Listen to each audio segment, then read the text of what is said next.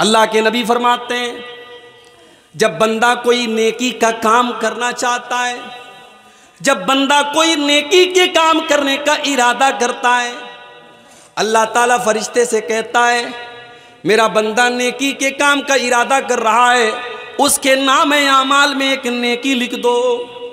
ابھی اس نے نیکی نہیں کیا ہے، ابھی اس نے نیکی کا ارادہ کیا ہے، ابھی وہ رات میں عشاء کی نماز پڑھ کے آیا ہے، وہ بستر پہ یہ سوچ کے سویا ہے کہ کل میں تہجد کی نماز پڑھوں گا، ابھی اس نے صرف ارادہ کیا ہے، اللہ تعالیٰ نے اس کے نام اعمال میں ایک نیکی لکھ دی۔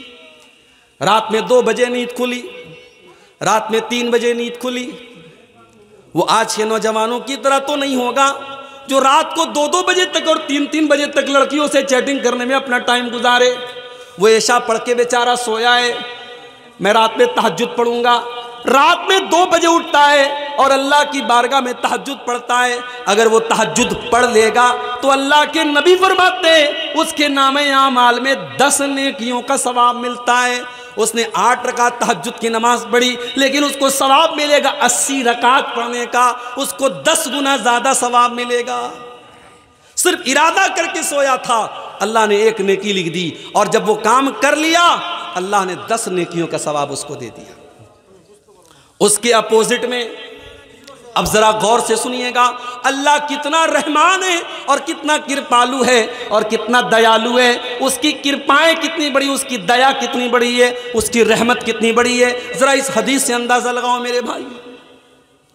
اللہ کے نبی فرماتے ہیں اگر بندہ کسی گناہ کے کام کا ارادہ کرتا ہے، کسی غلط کام کا ارادہ کرتا ہے، کوئی بھی غلط کام کرنے کا ارادہ کرتا ہے، اللہ فرشتوں سے کہتا ہے رک جاؤ، ابھی بندے نے ارادہ کیا ہے، ابھی اس نے گناہ کا کام نہیں کیا ہے، اس نے غلط کام نہیں کیا ہے، جب تک میرا بندہ وہ گناہ کا کام نہ کر دے، جب تک وہ غلط کام نہ کر دے، اس کے نام اعمال میں تم گناہ مت لکھنا۔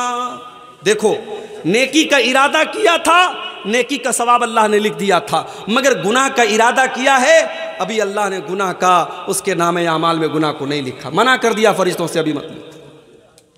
اس کے بعد اللہ کے نبی فرماتے ہیں اگر بندہ وہ گناہ کا کام کر لیتا ہے، چوری کر لیتا ہے، زنا کر لیتا ہے، جھوٹ بول دیتا ہے، شراب پی لیتا ہے، کوئی بھی غلط کام کر لیتا ہے، اس کے نام اعمال میں ایک گناہ لکھ دیا جاتا ہے، ایک گناہ کا عذاب اس کے نام اعمال میں لکھ دیا جاتا ہے۔ لیکن اگر ارادہ کرنے کے بعد اگر بندہ گناہ سے بچ جائے اور گناہ نہ کرے تو ذرا اس اللہ کی رحمت دیکھو، اللہ فرشتوں سے کہتا ہے میرے بندے نے میرے ڈر سے اس گناہ کو چھوڑ دیا ہے، میرا ڈر اس کے دل میں پیدا ہو گیا اور اس نے گناہ کا ارادہ کر کے گناہ نہیں کیا ہے، اے فرشتوں اس کے نام اعمال میں ایک نیکی لکھ دو، اس نے گناہ کا ارادہ کر کے گناہ نہیں کیا، اس نے میرے ڈر سے ایسا نہیں کیا، اے میرے فرشتوں اس کے نام اعمال میں ایک نیکی لکھ دو۔ یہ ہے اس اللہ کی رحمت میرے بھائی۔ اس لیے اگر ہم سے کوئی گناہ ہو جائے تو ہم اللہ سے سچی توبہ کریں، ہم اللہ سے معافی مانگ لیں۔ اچھا توبہ کا مطلب سمجھتے ہو؟ جب ہم گاڑی چلاتے ہیں، چاہے ہم کار چلا رہے ہو یا بائک چلا رہے ہو، تو آپ نے راستے میں کہیں دیکھا ہوگا روڈ کے اوپر یو ٹرن لینا ہوتا ہے۔ اگر ہمیں اس سائیڈ سے اس سائیڈ آنا ہے تو ہم یو ٹرن لیتے ہیں، پوری گاڑی کو ہم گھما کے اپوزٹ راستے پہ لے کے آتے ہیں۔ توبہ کا مطلب ہوتا ہے یو ٹرن لینا۔ توبہ کا مطلب ہوتا ہے آپ اللہ تعالیٰ کے راستے سے بھٹک گئے تھے، صراط مستقیم سے بھٹک گئے تھے، اب آپ یو ٹرن لے رہے ہیں، آپ اللہ کے راستے پر واپس لوٹ رہے ہیں۔ اس لیے اللہ تعالیٰ قرآن کریم میں فرماتا ہے إِلَّا مَن تَابَ وَآمَنَ وَعَمِلَ عَمَلًا صَالِحًا فَأُولَئِكَ يُبَدِّلُ اللَّهُ سَيِّئَاتِهِمْ حَسَنَاتٍ۔ جو توبہ کر لے، جو ایمان لے آئے اور جو نیک عمل کر لے، ہم اس کے گناہوں کو نیکیوں میں بدل دیں گے۔ کل تک وہ شراب پیا کرتا تھا، کل تک وہ زنا کیا کرتا تھا، کل تک وہ جھوٹ بولا کرتا تھا، کل تک وہ حرام کام کیا کرتا تھا، آج اس نے سچی توبہ کر لی، آج اس نے اللہ سے معافی مانگ لی، آج وہ نیک عمل کرنے لگا، آج اس نے اپنے آپ کو سدھار لیا، تو اللہ تعالیٰ اس کو معاف بھی کر دے گا اور اس کے سارے گناہوں کو نیکیوں میں بدل دے گا۔ اس اللہ کا کرم دیکھو، اس اللہ کی رحمت کا دریا دیکھو۔ فَأُولَئِكَ يُبَدِّلُ اللَّهُ سَيِّئَاتِهِمْ حَسَنَاتٍ۔ بھئی دنیا میں اگر ہمارا ایک باپ کا اگر بیٹا کوئی غلطی کر دے اور بیٹا آ کے باپ سے کہے ابا مجھ سے غلطی ہو گئی، بچہ غلطی کر دے ماں سے آ کے کہ اماں غلطی ہو گئی، تو ماں معاف کر دیتی ہے، بیٹا معاف کر دیتا ہے۔ مگر باپ جب معاف کرتا ہے، ماں جب معاف کرتی ہے، تو ایسا تو نہیں کرتی ہے ماں، ایسا تو نہیں کرتا ہے باپ کہ اس بچے کو معاف کر دے اور اس کے بعد اس کو تحفہ دے دے، مگر وہ اللہ، وہ جب ہم توبہ کرتے ہیں میرے بھائیوں تو وہ ہمیں معاف بھی کرتا ہے اور ہمیں تحفہ دیتا ہے، ہمارے گناہوں کو نیکیوں میں بدل دیتا ہے۔ یہ اس اللہ کا کرم ہے، یہ اس کی رحمت ہے میرے پیارے ساتھی۔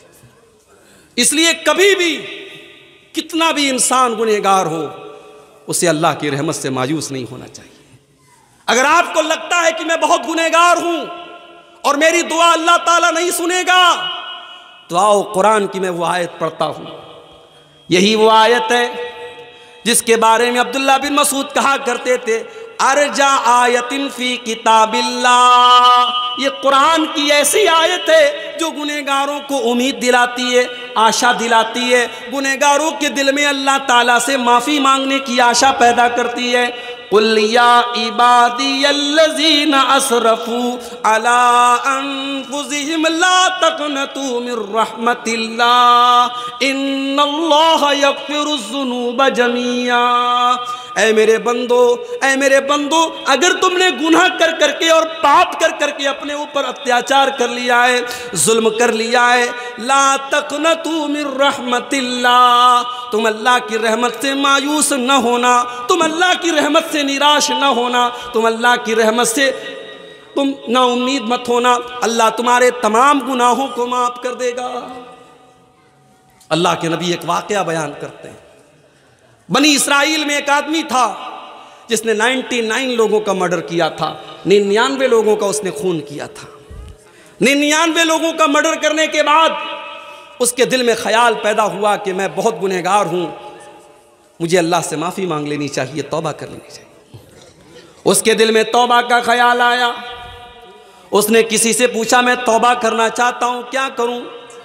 کسی نے کہا کہ فلاں کے پاس چلے جاؤ، وہ اس دور کا سب سے بڑا عالم ہے، اس کے پاس چلے جاؤ، وہ تمہیں کوئی راستہ بتائے گا۔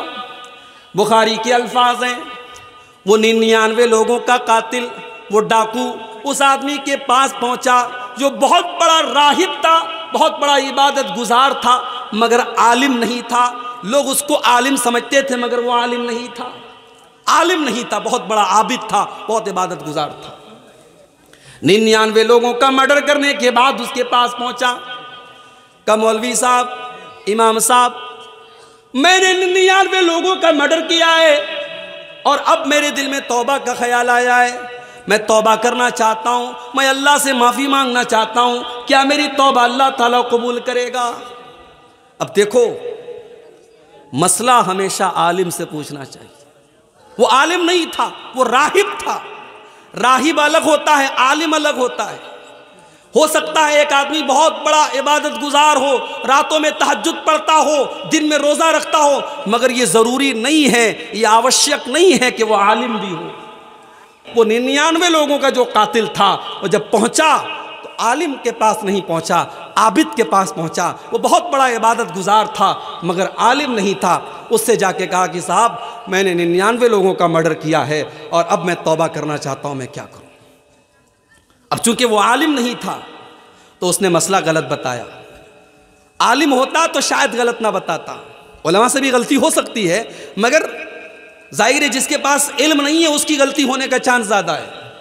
اس نے کہا 99 لوگوں کے قاتل، تو بڑا آیا توبہ کرنے، 900 چوہے کھا کر کے بلی حج کرنے چلی آئی، تو چلا جا، تیری توبہ قبول نہیں ہوگی، اللہ تجھے معاف نہیں کرے گا، تو نے 99 لوگوں کا خون بہایا ہے، اللہ تیری توبہ قبول نہیں کرے گا۔ اس نے کہا ایسی بات ہے، اگر میری توبہ اللہ قبول نہیں کرے گا تو چلو ایک گناہ میں اور کر دیتا ہوں۔ اس نے اس عابد کو بھی قتل کر ڈالا اور 100 قتل اس نے پورے کر لیے۔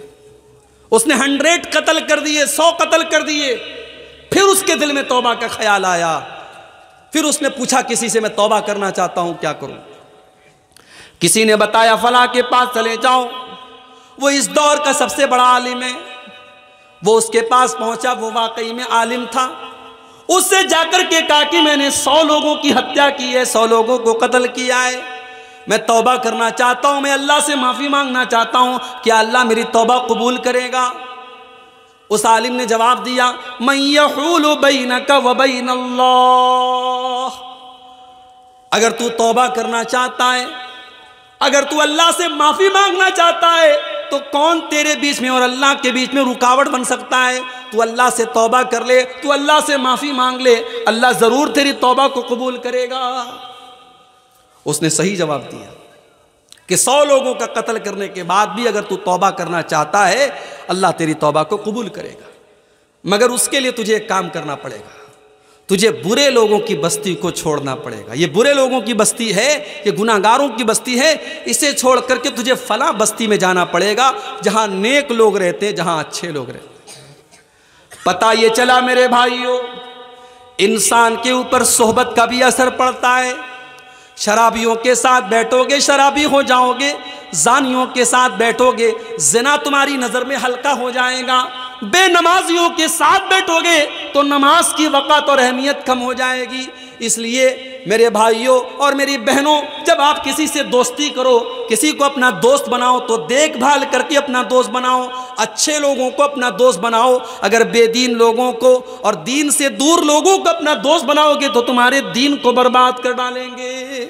صحبت کا بڑا اثر ہوتا ہے۔ اب وہ 100 لوگوں کا قاتل اپنے گاؤں سے نکلا، اپنی بستی سے نکلا، اور ابھی وہ راستے ہی میں تھا کہ اس کی موت کا ٹائم آ گیا۔ اب جب موت کا ٹائم آ گیا تو رحمت کے فرشتے بھی موقع پر پہنچ گئے اور عذاب کا فرشتہ بھی پہنچ گیا۔ عذاب کا فرشتہ کہنے لگا یہ 100 لوگوں کا قاتل ہے، اس کی روح کو میں لے کر کے جاؤں گا، یہ عذاب کا حقدار ہے۔ رحمت کا فرشتہ کہنے لگا نہیں نہیں، یہ تو توبہ کر چکا تھا، یہ تو اللہ سے معافی مانگ چکا تھا، یہ تو نیک لوگوں کی بستی کی طرف جا رہا تھا، یہ تو اللہ کی رحمت کا حقدار ہے، اس کی روح کو میں لے کر کے جاؤں گا۔ اب رحمت کا فرشتہ اور عذاب کا فرشتہ دونوں آپس میں لڑنے لگے۔ اللہ نے ایک تیسرے فرشتوں کو بھیجا انسان کی شکل میں، وہ وہاں سے گزرنے لگا۔ دونوں فرشتوں نے اس کو روکا، کہا بھائی ہم دونوں فرشتے ہیں، یہ رحمت کا فرشتہ ہے، میں عذاب کا فرشتہ ہوں، اور ہمارے بیچ میں یہ معاملہ چل رہا ہے، آپ ہی کوئی حل بتا دیجئے۔ تو اس فرشتے نے جو انسان کی شکل میں اللہ کی طرف سے بھیجا گیا تھا، اس فرشتے نے یہ فیصلہ کیا کہ ایک کام کرو، تم لوگ تو فرشتے ہو، تمہارے لیے کوئی مشکل نہیں ہے، تم پورے راستے کا ماپ کر لو، پورے راستے کو ناپ لو، اگر یہ گنہگاروں کی بستی سے زیادہ قریب ہے تو اس کو عذاب کا فرشتہ لے کر کے جائے گا، اور اگر یہ نیک لوگوں کی بستی سے زیادہ قریب ہے تو اس کو رحمت کا فرشتہ لے کے جائے گا۔ جب دونوں فرشتوں نے راستے کو ناپا ہے، حدیث کے الفاظ ہیں میرے پیارے ساتھیوں، اللہ کے نبی فرماتے ہیں کہ وہ ایک بالشت، یہ جو ہاتھ کے پنجے کا جو یہ ماپ ہوتا ہے اس کو اردو میں بالش کہتے ہیں، ہمارے ہاں اردو میں بتہ بولتے ہیں اس کو، ایک بتہ یا ایک بالشت جو ہے وہ انسان، وہ 100 لوگوں کا جو قاتل تھا وہ نیک لوگوں کی بستی سے زیادہ قریب تھا۔ اللہ کی رحمت کا فرشتہ اس کو لے کے گیا ہے۔ اس لیے گناہ جتنے بھی زیادہ ہو جائیں اللہ کی رحمت سے انسان کو مایوس نہیں ہونا چاہیے، توبہ کرنا چاہیے، اللہ سے معافی مانگنا چاہیے۔ مگر یہ بات یاد رکھو میرے بھائی، جب ہم کوئی گناہ کا کام کرتے ہیں اس گناہ کا اثر ہمارے بچوں پر بھی پڑتا ہے، ہمارے اوپر بھی پڑتا ہے۔ ہمارے اوپر یہ پڑتا ہے کہ ہمارے دل سخت ہو جاتے ہیں، ہمارے دل کٹھور ہو جاتے ہیں، اور دل جب کٹھور ہو جاتا ہے، دل جب سخت ہو جاتا ہے تو قرآن کی آیتوں کا اثر نہیں ہوتا ہے، نبی کی حدیثوں کا اثر نہیں ہوتا ہے۔ آج رات بھر جلسے ہو رہے ہیں، جمعہ کے اندر خطبے ہو رہے ہیں، تقریریں ہو رہی ہیں، مگر دل کے اوپر کوئی اثر نہیں پڑ رہا ہے، کیونکہ دل سخت ہو چکا ہے، دل کٹھور ہو گیا ہے، دل سخت ہو گیا ہے۔ اسی لیے اللہ نے قرآن کے پہلے پارے میں جب بنی اسرائیل کا ذکر کیا تو فرمایا ثم قست قلوبکم من بعد ذالک فہی کالحجارۃ او اشد قسوا۔ اے یہودیو، تم نے اللہ کو اتنا ناراض کیا، تم نے اللہ کو اتنا ناراض کیا کہ گناہ کرنے کی وجہ سے تمہارے دل سخت ہو گئے، اور اتنے سخت ہو گئے فہی کالحجارۃ او اشد قسوا، تمہارے دل تو پتھروں سے بھی زیادہ سخت ہو گئے، دل کٹھور ہو گیا ہے ہمارا، تقریریں سن رہے ہیں ہم مگر دل کے اوپر اثر نہیں پڑ رہا ہے، ہم بیان سن رہے ہیں، ہم قرآن کی آیتیں سن رہے ہیں مگر دل کے اوپر اثر نہیں ہو رہا ہے۔ تو دل کو اگر سختی سے بچانا ہے تو گناہ سے بچنا پڑے گا میرے بھائی۔ اسی لیے اللہ کے نبی فرماتے ہیں جب بندہ کوئی گناہ کرتا ہے نُقِطَتْ فِي قَلْبِهِ نُقْطَةً سَوْدَا، اس کے دل کے اوپر ایک کالے رنگ کا نقطہ ڈال دیا جاتا ہے، ایک کالے رنگ کا دھبا ڈال دیا جاتا ہے۔ اگر بندہ توبہ کر لیتا ہے، اگر بندہ اللہ سے معافی مانگ لیتا ہے، وہ کالے رنگ کا دھبا مٹا دیا جاتا ہے، اور اگر بندہ دوبارہ وہ گناہ کرتا ہے وہ کالے رنگ کے دھبے اور بڑھتے چلے جاتے ہیں، حَتَّى تَعْلُوَ قَلْبَهُ، یہاں تک کہ اس کے پورے دل کے اوپر چھا جاتے ہیں۔ جب بندہ گناہ پر گناہ کرتا چلا جاتا ہے اس کا پورا دل کالا ہو جاتا ہے، اور جب دل کالا ہو جاتا ہے تو انسان کا دل کیسا ہو جاتا ہے؟ کَلَّا بَلْ رَانَ عَلَىٰ قُلُوبِهِمْ مَا كَانُوا يَكْسِبُونَ، انسان کے گناہ اس کے دل کے اوپر چھا جاتے ہیں، پھر دل کے اوپر کوئی اثر نہیں پڑتا ہے۔ تو اس لیے اگر گناہ کریں گے ہم تو ہمارے دل سخت ہو جائیں گے، یہ گناہ کا پہلا نقصان ہوگا۔ گناہ کا دوسرا نقصان، انسان اگر گناہ کرے گا اس کی روزی روٹی پر اثر پڑے گا، اس کے مقدر میں جو روزی ملنے والی تھی، اس کی دکان پہ جو کسٹمر آنے والا تھا، اس کے کاروبار میں جو منافع اور پروفٹ ہونے والا تھا، وہ اللہ تعالیٰ ہٹا لیتا ہے، چھین لیتا ہے۔ ان العبد لیحرم الرزق بذنب یصیبہ، بندہ اپنے گناہ کی وجہ سے اپنی روزی روٹی سے محروم کر دیا جاتا ہے، انسان کی روزی روٹی پر اثر پڑتا ہے۔ اسی لیے اگر انسان نیکی کا راستہ اختیار کرے گا، تقوی کا راستہ اختیار کرے گا تو اللہ اس کو روزی روٹی کے دروازے بھی اس کے لیے کھول دے گا۔ وَمَن يَتَّقِ اللَّهَ يَجْعَل لَّهُ مَخْرَجًا وَيَرْزُقْهُ مِنْ حَيْثُ لَا يَحْتَسِبُ، جو اللہ سے ڈرے گا اللہ تعالیٰ اس کے لیے ضرور کوئی نہ کوئی راستہ نکالے گا، اور اللہ وہاں سے روزی دے گا، انسان سوچ بھی نہیں سکتا کہ کہاں سے روزی آ رہی ہے، روزی کے راستے کھول دے گا اللہ تعالیٰ۔ آج ہمارا نوجوان کہتا ہے شیخ صاحب نوکری نہیں مل رہی ہے، شیخ صاحب بزنس کر رہے ہیں۔ ابھی ہمارے ایک دوست آئے بنارس میں میرے گھر پہ ملنے کے لیے آئے، بولے شیخ صاحب جو بزنس میں کرتا ہوں لاس ہو جاتا ہے، جو کاروبار کرتا ہوں نقصان ہو جاتا ہے، مجھے لگ رہا ہے کسی نے میرے کاروبار پر جادو کر دیا ہے، میرے بزنس پر بندش کر دی ہے، مجھے لگ رہا ہے میرے کاروبار کو کسی نے روک دیا ہے۔ تو میں نے ان کو سمجھایا، میں نے کہا پہلے آپ غور کیجئے کہیں ایسا تو نہیں کوئی گناہ کا کام ہو رہا ہے گھر کے اندر، کوئی اللہ کو ناراض کرنے والا کام تو نہیں ہو رہا ہے؟ اگر انسان گناہوں کی دنیا میں اور گناہوں کے دلدل میں اگر پڑا ہے، گھر میں زنا ہو رہا ہے، گھر میں بے حیائی ہو رہی ہے، گھر میں گانا بج رہا ہے، گھر میں اللہ کو ناراض کیا جا رہا ہے، تو آپ کے بزنس پر اور آپ کے کاروبار پر اس کا برا اثر پڑے گا میرے بھائی، کیونکہ اللہ کے نبی فرماتے ہیں ان العبد لیحرم الرزق بذنب یصیبہ، بندہ اپنے گناہ کی وجہ سے اپنی روزی سے محروم ہو جاتا ہے۔ اور اللہ تعالیٰ کا کلام سچا ہے، اللہ کبھی جھوٹ نہیں بولتا۔ اللہ نے قرآن میں فرمایا وَلَوْ أَنَّ أَهْلَ الْقُرَىٰ آمَنُوا وَاتَّقَوْا لَفَتَحْنَا عَلَيْهِمْ بَرَكَاتٍ مِّنَ السَّمَاءِ وَالْأَرْضِ، اگر یہ بستی والے، اگر یہ گاؤں والے، اگر یہ ایمان والے بن جائیں، یہ اگر متقی اور پرہیزگار بن جائیں تو ہم آسمان و زمین کی برکت کے دروازے ان کے اوپر کھول دیں گے، برکتوں کے دروازے کھل جائیں گے میرے بھائی۔ صحابہ کو دیکھو، صحابہ نے چھوٹا چھوٹا بزنس کیا تھا۔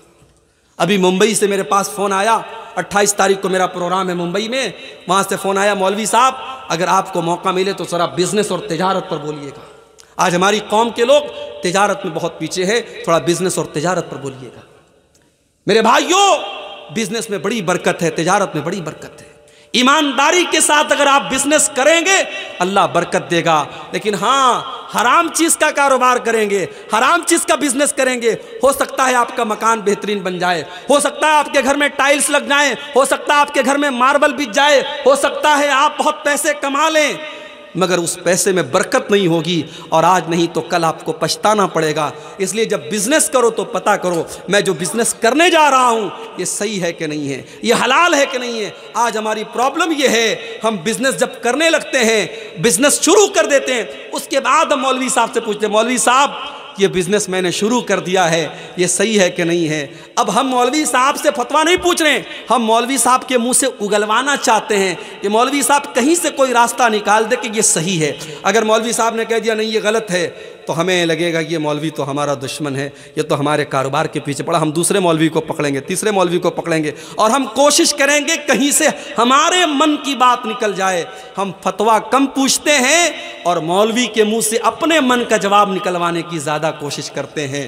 میرے بھائی، اگر آپ ایماندار ہوتے تو کاروبار شروع کرنے سے پہلے آپ مولوی صاحب سے پوچھتے، مولوی صاحب میں یہ کاروبار کرنا چاہتا ہوں، یہ صحیح ہے کہ نہیں ہے، یہ جائز ہے کہ نہیں ہے۔ اسی لیے حضرت عمر فاروق جب مدینہ کے مارکیٹ میں جاتے تھے تو صحابہ سے کہتے تھے ہمارے مارکیٹ میں وہی کاروبار کرے گا جو حلال حرام کو جانتا ہے، جو جائز ناجائز کو جانتا ہے، جو صحیح اور غلط کو جانتا ہے، وہی کاروبار کرے گا، ہر کوئی کاروبار نہ کرے۔ میرے بھائی، کاروبار میں بڑی برکت دی اللہ تعالیٰ نے۔ جب اللہ کے نبی مدینہ پہنچے، بڑے غور سے سننا میرے بھائیوں، جب اللہ کے نبی مدینہ پہنچے، آپ کو پتا تھا مکہ کے مہاجر بیچارے بے سہارا ہیں، ان کے پاس ابھی کوئی بزنس نہیں ہے، ان کے پاس ابھی کوئی گھر نہیں ہے۔ آپ نے مدینہ کے انصاری صحابہ کو اور مکہ کے مہاجر صحابہ کو نام لے لے کر کے بھائی بنا دیا، ایک ایک کا نام لے لے کے بھائی بنایا۔ یہ مدینہ کا انصاری ہے، یہ مکہ کا مہاجر ہے، یہ دونوں ایک دوسرے کے بھائی بھائی ہیں۔ دونوں کا ہاتھ اٹھا کر کے اللہ کے نبی نے بھائی چارہ کرا دیا۔ حضرت عبد الرحمن ابن عوف جو مکہ میں بزنس کیا کرتے تھے، تجارت کیا کرتے تھے، اپنی سارے بزنس کو چھوڑ کر کے وہ بیچارے خالی ہاتھ آئے تھے، اللہ کے نبی نے ان کو حضرت سعد بن ربی کا بھائی بنا دیا۔ حضرت سعد بن ربی آئے اپنے بھائی کے پاس، کہا عبد الرحمن آپ میرے بھائی ہیں، نبی نے آپ کو میرا بھائی بنایا ہے۔ اے عبد الرحمن، یہ میرا گھر ہے، آج سے میں 2 حصے کر دیتا ہوں، آدھا آپ لے لیجیے، آدھا میں لے لیتا ہوں۔ یہ سگے بھائی نہیں تھے، نبی کی زبان سے بس نبی نے بھائی بنا دیا۔ آج تو انسان اپنے سگے بھائی کا حق مارنے کو تیار ہے، اپنی سگی بہن کا حق مارنے کو تیار ہے۔ باپ مر گیا، باپ کی پراپرٹی میں بہن کا بھی حق بنتا ہے۔ بہن نے آ کر کے کہا بھیا باپ کی پراپرٹی میں میرا بھی حق ہے، مجھے دے دو۔ بھائی نے بڑے غصے میں کہا تیری شادی ہوئی تھی، 2 لاکھ روپے کا خرچ آیا تھا، 3 لاکھ کا خرچ آیا تھا، زیور میں نے بنوایا تھا، جہیز کا انتظام میں نے کیا تھا، اگر تو مجھ سے اپنے باپ کا ترکہ مانگتی ہے تو چلی جا، آج کے بعد بھائی بہن کا کوئی رشتہ نہیں رہے گا۔ بہن نے حق مانگا نہیں کہ بھائی نے بہن سے رشتہ توڑ دیا۔ میرے بھائیوں، اسلام نے یہ حق دیا ہے بہن کو، اللہ نے یہ حق دیا ہے بہن کو۔ باپ کی پراپرٹی میں جیسے بیٹے کا حق ہے ویسے بیٹی کا حق ہے۔ آپ کے چہرے پر ماشاءاللہ بڑی لمبی لمبی داڑھی ہے، آپ کی پیشانی پر سجدے کا نشان ہے، اور آپ اپنی بہن کا حصہ اگر ڈکار گئے ہیں اور اپنی بہن کا حصہ کھا گئے ہیں تو کل قیامت کے دن اللہ کی بارگاہ میں جواب دینے کے لیے تیار رہیے گا۔ اللہ کیا پوچھا جائے گا، تو نے اپنی بہن کا حق کیوں مارا، تو نے اپنی بہن کا حصہ اس کو کیوں کھا گیا؟ تو آج حالات یہ ہے، دیکھو میرے بھائی، آج لوگ اپنی بہنوں کا حق مار لیتے ہیں۔ آپ غور کیجئے کہ کس طریقے سے آج ہماری روزی روٹی پر اثر ہو رہا ہے۔ یہاں عبد الرحمن ابن عوف کو نبی نے بھائی بنایا ہے، سگے بھائی نہیں ہیں، نبی کی زبان سے بھائی بھائی بنے ہیں۔ حضرت سعد بن ربی کہتے ہیں عبد الرحمن یہ میرا گھر ہے، آدھا تم لے لو، آدھا میں لے لیتا ہوں۔ یہ میرے کھجوروں کے باغات ہیں، آدھے تم لے لو، آدھے میں لے لیتا ہوں۔ میری 4 بیویاں ہیں، تم پسند کر لو، کسی ایک کو میں طلاق دے دیتا ہوں، اور عدت گزرنے کے بعد تم شادی کر لینا۔ بیوی تک دینے کو تیار ہو گئے کہ تم نئے آئے ہو، ابھی تم کو مدینہ میں رشتہ نہیں ملے گا، شادی ہونا مشکل ہے، میں گھر بھی دے دیتا ہوں، گھر والی کا بھی انتظام کر دیتا ہوں، میری کسی بیوی کو پسند کر لو، میں طلاق دے دیتا ہوں، عدت گزر جائے تو تم نکاح کر لینا۔ ہمیں سن کر کے تھوڑا عجیب لگ رہا ہے، اپنی بیوی کو طلاق دینے کی بات کر رہے ہیں، مگر یہ تھا ان کے دل کی یہ بات تھی، ان کے دل اتنے بڑے تھے، اس سماج میں یہ عیب کی بات نہیں تھی، اپنے بھائی کے لیے اپنا سب کچھ قربان کرنے کو تیار تھے۔ لیکن حضرت عبد الرحمن بھی بڑے خوددار آدمی تھے، بڑے خوددار آدمی تھے۔ انہوں نے کہا نہیں اے سعد بن ربی، اللہ تیرے مال میں برکت دے، تیرے پریوار میں برکت دے، مجھے تیرا گھر نہیں چاہیے، مجھے تیرا بزنس نہیں چاہیے، اللہ تیرے پریوار میں اور برکت دے، تیرے روزی روٹی میں اور برکت دے، مجھے بس بزنس کرنا ہے، مجھے مارکیٹ کا پتہ بتا دو۔ میرے پیارے ساتھیوں، حضرت عبد الرحمن ابن عوف نے مدینہ کے ایک مارکیٹ سے گھی کا اور پنیر کا بزنس شروع کیا۔ گھی اور پنیر کا بزنس انہوں نے چند پیسوں سے شروع کیا، اور کچھ ہی دنوں میں اتنی برکت اللہ تعالیٰ نے ان کے کاروبار میں دے دی، اتنی دولت ان کے پاس آ گئی، اتنا پیسہ ان کے پاس ہو گیا کہ انہوں نے جب شادی کی تو اپنی بیوی کو مہر میں انہوں نے کھجور کی گٹھلی کے برابر سونا دے دیا۔ اور جب نبی نے ان کے کپڑے پر زردی کا نشان دیکھا اور نبی نے پوچھا کہ عبد الرحمن کیا تم نے شادی کی ہے؟ کہا کہ ہاں اللہ کے نبی میں نے شادی کی ہے۔ تو اللہ کے نبی نے پوچھا کہ اپنی بیوی کو تم نے مہر میں کیا دیا؟ نبی نے پوچھا کہ عبد الرحمن تم نے اپنی بیوی کو مہر میں کیا دیا؟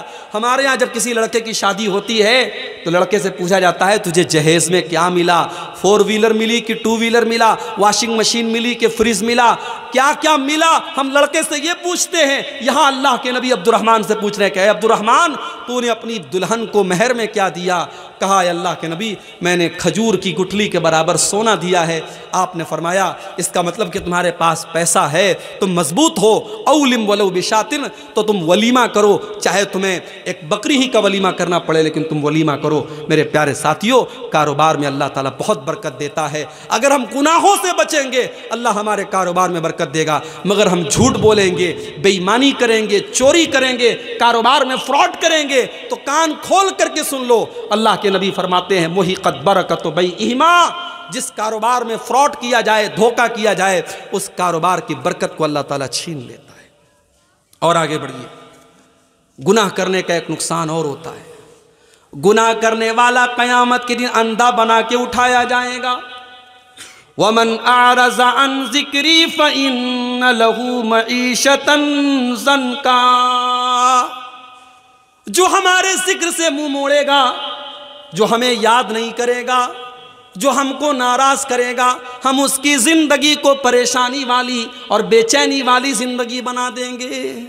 اس کی زندگی میں سکون نہیں ہوگا، اس کی زندگی میں شانتی نہیں ہوگی، اس کی زندگی میں چین نہیں ہوگا، اس کی زندگی بے سکونی والی ہو جائے گی، ڈپریشن کا شکار ہو جائے گا۔ دولت بہت ہوگی مگر راتوں میں اس کو نیند کی گولیاں لینی پڑیں گی، تب جا کر تو اس کو نیند آئے گی۔ اس کے گھر میں کھانے کی کمی نہیں ہوگی مگر چائے بنے گی تو کہے گا صاحب میری چائے میں چینی مت ڈالنا، مجھے شوگر ہو گیا ہے۔ چکن بنے گا تو کہے گا مجھے چکن مت دینا، مجھے شوگر ہو گیا ہے۔ ایک چیز کھائے گا تو 10 چیزوں سے پرہیز کرے گا، اتنی بیماریوں میں اللہ تعالیٰ ڈال دے گا۔ وَمَنْ أَعْرَضَ عَنْ ذِكْرِي فَإِنَّ لَهُ مَعِيشَةً ضَنْكًا، اگر مجھے بھول جاؤ گے، اگر مجھے یاد نہیں کرو گے، ہم تمہاری زندگی کو پریشانیوں والی زندگی بنا دیں گے۔ وَنَحْشُرُهُ يَوْمَ الْقِيَامَةِ أَعْمَى، اور قیامت کے دن ہم تمہیں اندھا بنا کر کے اٹھائیں گے۔ دنیا میں بڑا اچھا دیکھتا تھا، چشمہ بھی نہیں لگاتا تھا، مگر قیامت کے دن اندھا بنا کے اللہ تعالیٰ اٹھائے گا۔ قال رب لم حشرتنی اعمی وقد كنت بصیرا، کہے گا اے اللہ میں تو دنیا میں اچھا بھلا دیکھا کرتا تھا، تو نے مجھے اندھا بنا کے کیوں اٹھایا؟ اللہ فرمائے گا کذالک اتتک آیاتنا فنسیتها وکذالک اليوم تنسی، میرے بندے تو ہماری آیتوں کو دیکھ کر کے اگنور کر دیتا تھا، نظر انداز کر دیتا تھا، آج ہم تجھے اگنور کر دیں گے، نظر انداز کر دیں گے۔ تو گناہوں کے یہ نقصانات ہیں میرے بھائی۔ اب آئیے ہم تقریر کے دوسرے پارٹ کی طرف آتے ہیں، وہ کون سے گناہ ہیں جن کو شریعت نے بڑے بڑے گناہ قرار دیا ہے۔ اللہ کے نبی کے پاس ایک صحابی آئے ہیں، کہا اللہ کے نبی ای الذنب اعظم، سب سے بڑا گناہ کیا ہے؟ سب سے بڑا گناہ کیا ہے؟ آپ نے فرمایا ان تجعل للہ ندا وہو خلقک، سب سے بڑا گناہ یہ ہے کہ تم اللہ کے برابر کسی کو ٹھہراؤ۔ کرسمس کا تہوار آیا، کل میں کلکتہ میں تھا، کلکتہ ایئرپورٹ سے اترا، مجھے ہاوڑا اسٹیشن جانا تھا، میں بائک کے اوپر جا رہا تھا، راستے میں دیکھا بہت بڑا ٹینٹ لگا ہوا ہے اور بہت بڑی بڑی لائٹیں لگی ہیں اور کرسمس کا تہوار منایا جا رہا ہے، اور وہ تہوار منانے والا کوئی غیر مسلم نہیں ہے، مسلمان ہے۔ اس علاقے کا جو ایم ایل اے ہے، اس علاقے کا جو ایم پی ہے، وہ بیچارہ لوگوں کو خوش کرنے کے لیے کرسمس منا رہا ہے۔ میں کہتا ہوں ایسی پالیٹکس اور ایسی راجنیتی ہمیں نہیں کرنی ہے۔ جس پالیٹکس کے چکر میں اور جس راجنیتی کے چکر میں اپنے دین اور ایمان سے ہمیں ہاتھ دھونا پڑے۔ ہمیں نہیں چاہیے ایسے ایم پی، ہمیں نہیں چاہیے ایسے ایم ایل اے جو اپنی توحید اور اپنے ایمان کا سودا کر لیں۔ میرے بھائی، کرسمس منا رہے ہو؟ ہمارے نوجوان لڑکے جو کالجوں میں پڑھتے ہیں، جو ہماری نوجوان لڑکیاں کالجوں میں پڑھتی ہیں، یہ فیس بک کے اوپر بیچارے اپنے آپ کو بہت شانتی پریہ ثابت کرنے کے لیے 25 دسمبر کو یہ فیس بک پر لگاتے ہیں، merry Christmas to all brothers and sisters. کیا کہتے ہیں؟ میری کرسمس، کرسمس کی مبارکباد دے رہے ہیں۔ تیرے بقرعید کا تہوار آیا تو کسی عیسائی نے بکرا تو نہیں کاٹا؟ تیری عید کا تہوار آیا تو کسی عیسائی نے آ کر کے تیری عیدگاہ میں 2 رکعت نماز تو نہیں پڑھی؟ تجھے بڑی خوشی ہے اس کے کرسمس منانے کی؟ تجھے معلوم ہے یہ کرسمس کا تہوار کیوں منایا جا رہا ہے؟ کرسمس کے تہوار کے اوپر یہ عقیدہ رکھا جاتا ہے، یہ عیسائی یہ عقیدہ رکھتے ہیں کہ اللہ تعالیٰ کو بیٹا پیدا ہوا ہے، وہ عیسیٰ مسیح کو اللہ کا بیٹا مانتے ہیں اور یہ عقیدہ رکھتے ہیں کہ آج کے دن اللہ تعالیٰ کو بیٹا پیدا ہوا ہے۔ اے مسلمان، تیرے اللہ کو گالی دی جا رہی ہے، تیرے اللہ کو برا بھلا کہا جا رہا ہے، تیرے رب کو برا بھلا کہا جا رہا ہے، اور تو کرسمس کی مبارکباد دے رہا ہے۔ تیرا عقیدہ تو یہ نہیں ہونا چاہیے۔ تیرا عقیدہ تو قرآن کی سب سے چھوٹی سورت میں بتا دیا گیا، قل هو اللہ احد اللہ الصمد لم یلد ولم یولد ولم یکن له کفوا احد۔ اے نبی آپ کہہ دیجئے اللہ ایک ہے، اللہ بے نیاز ہے، اللہ کا کوئی بیٹا نہیں اور اللہ کسی کا بیٹا نہیں، ولم یکن له کفوا احد، اور اللہ کے برابر کوئی نہیں۔ اللہ کا بیٹا بنایا جا رہا ہے اور تو ہے میری کرسمس بول رہا ہے، تو مبارکباد دے رہا ہے۔ اور بنگال کی پولیٹکس میں یہ بہت زیادہ ہو رہا ہے، میں دیکھ رہا ہوں۔ غیر مسلموں کے تہوار ہوتے ہیں، ان کے مذہبی دیوی دیوتاؤں کے فوٹو لگا کر کے ہمارے یہ مسلمان جو لیڈرز ہوتے ہیں یہ ان کو شبھ کامنائیں دیتے ہیں۔ وہ کہتے ہیں صاحب پولیٹکس سے کرنا پڑتا ہے، پولیٹکس کے نام پر اگر آپ کو اپنے دین اور اپنی توحید سے کمپرومائز کرنا پڑے تو ایسی پولیٹکس سے آپ توبہ کر لیجئے میرے بھائی، نہیں کرنی چاہیے ایسی پولیٹکس۔ اسلام کے اندر دو رنگی نہیں ہے، اسلام کے اندر دوگلا پن نہیں ہے، اسلام توحید والا مذہب ہے۔ اگر آپ اسلام کو مانتے ہیں تو توحید سے کبھی کمپرومائز کرنا۔